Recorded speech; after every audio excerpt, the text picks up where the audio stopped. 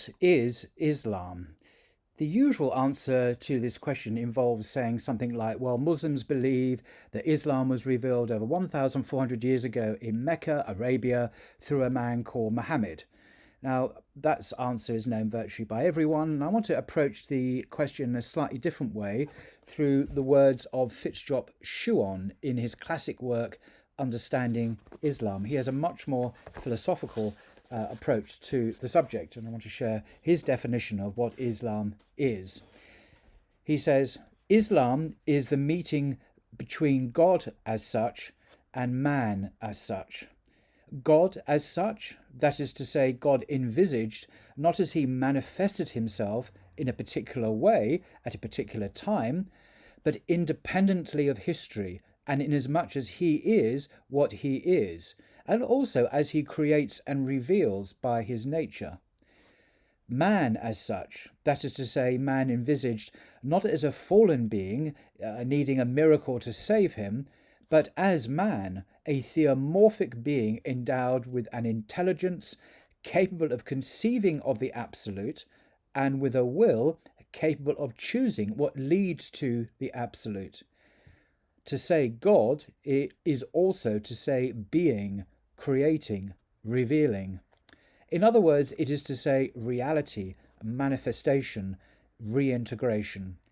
To say man is to say theomorphism, transcendent intelligence, and free will. These are, in our meaning, the premises of the Islamic perspective, those which explain its every application, and must never be lost sight of by anyone wanting to understand any particular aspect of Islam. Man thus appears a priori as a dual receptacle made for the absolute, with a capital A, and Islam comes to fill that receptacle, first with the truth of the absolute, and secondly with the law of the absolute. Islam then is in essence a truth and a law, or the truth and the law, the former answering to the intelligence and the latter to the will. It is thus that Islam sets out to abolish both uncertainty and hesitation, and fortiori both error and sin. Error in holding that the absolute is not, or that it is relative, or that there are two absolutes, or that the relative is absolute. Sin places these errors on the level of the will or of action. These two doctrines of the absolute and of man are respectively to be found in the two testimonies of the Islamic faith. The first, La ilaha illallah, concerning God, and the second, Muhammadun Rasulullah, concerning the Prophet. The idea of predestination, so strongly marked in Islam, does not do away with the idea of freedom. Man is subject to predestination because he is not God, but he is free because he is made in the image of God. God alone is absolute freedom, but human freedom, despite its relativity, in the sense that it is relatively absolute, is not something other than freedom any more than a feeble light is something other than light. To deny predestination would amount to maintaining that God does not know events in advance, so to speak, and so is not omniscient. To sum up, Islam confronts what is immutable in God with what is permanent in man. For exoteric Christianity, man is a priori will, or more exactly, he is will corrupted.